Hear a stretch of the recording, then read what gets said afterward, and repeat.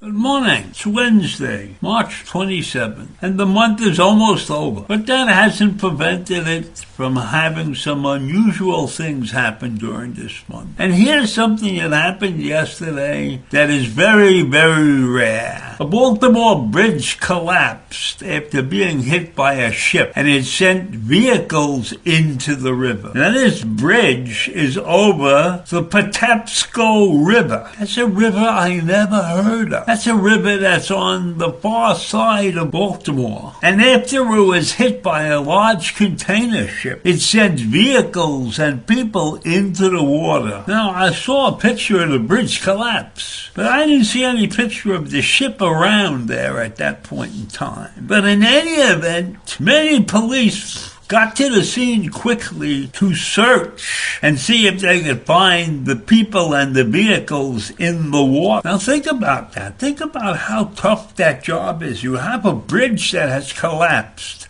You don't know how many vehicles in the water. You don't know how many people are there. You don't know what's there. And then you got the ship hanging around there somewhere. A nightmare. A nightmare. Imagine what those police are going through trying to get close and see where the victims might be.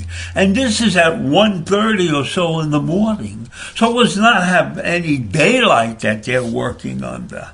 And being a rescuer in that particular situation has to be a nightmare for you. Looking and trying to find people struggling in the water and hoping for the best. And I don't know what they had with them. When I saw these pictures, I did not see any spotlights or headlights around. So I don't know where they parked their cars, where they parked their equipment, how they were going to do this job. Just think about it. Imagine stuck out there trying to help people and you can't see anything. I don't know what finally happened to all those people, but I got to imagine this is a horrible experience for anybody on the rescue teams, because this is 1:30 in the morning, a dark morning, moonless night. Imagine that. Imagine if you were in their footsteps, what you would be doing. I can't imagine what I would be doing there. In the police vernacular, this is a mass casualty incident.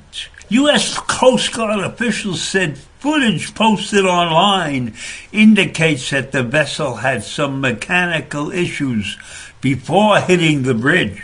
Lights on the vessel could be seen going dark and coming on and then going out again. So it's clear to the people who are watching these films that the vessel was out of control if the lights are flashing on and off. And they probably couldn't stop the boat in any way, shape, or form, or they probably lost complete control of the steerage. And all of that happened just before the vessel hit a support column of the bridge.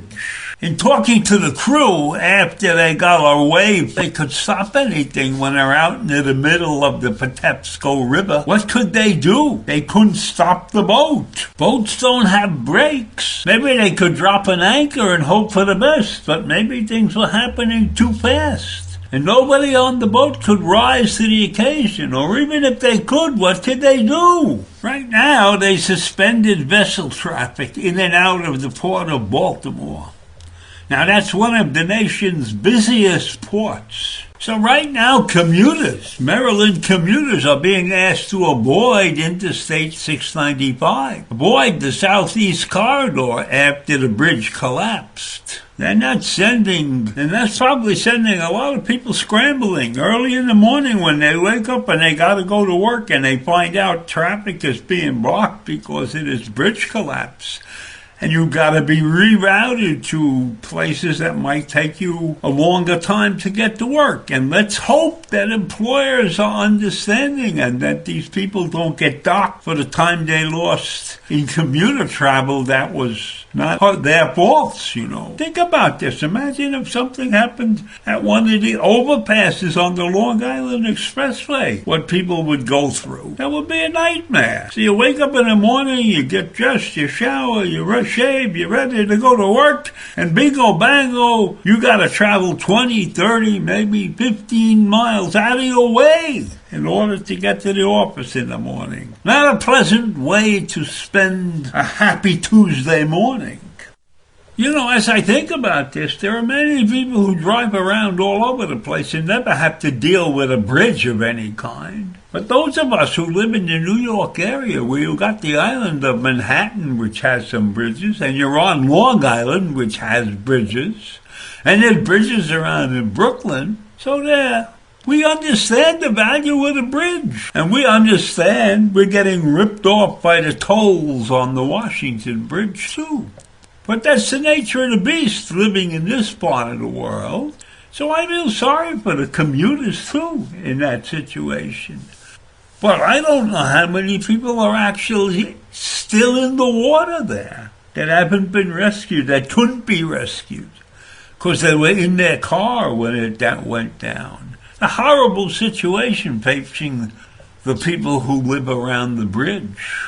That's a terrible, terrible tragedy. Let us not forget that we live in a community, and the community that suffers deserves our sympathy, because this is an accident, a catastrophic accident.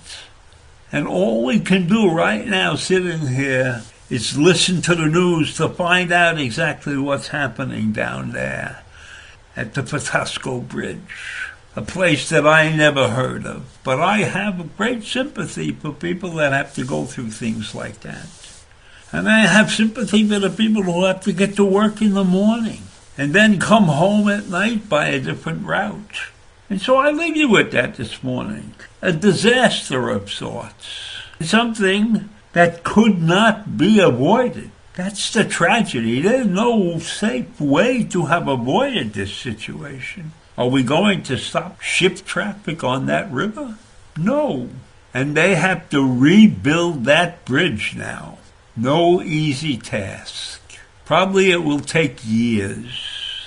So I leave you with that this morning. A catastrophic event. Have a great day. Bye.